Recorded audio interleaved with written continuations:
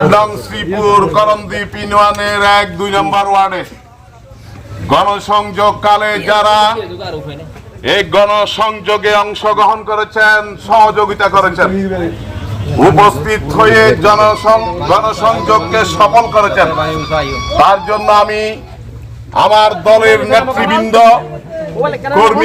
কর্মী ভাইয়েরা এবং সমর্থকদেরকে বোয়ালখালী বিএনপির পক্ষ থেকে আন্তরিক ধন্যবাদ জানাই। আজ থেকে আমরা গণসংযোগ শুরু করেছি। নির্বাচন না হওয়া পর্যন্ত আমরা রাজপথে গণসংযোগ চালিয়ে যাব।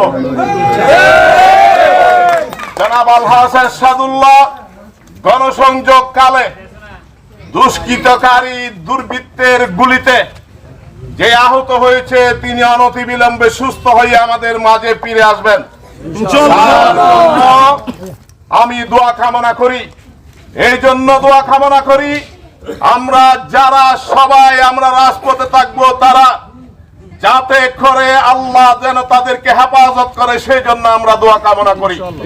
এবং আগামীতে এই তারেক জিয়ার সুন্দর সমাজ বিনির্মাণে আপনাদের সহযোগিতা কামনা করি এবং আপনাদের পাশে থেকে এই এলাকার উন্নয়ন থেকে শুরু করে সামাজিক এবং সাংস্কৃতিক সমস্ত অনুষ্ঠানে আপনাদের পাশে থাকতে চাই, সহযোগিতা করতে চাই। আপনাদের সহযোগিতা আমরা কামনা করি।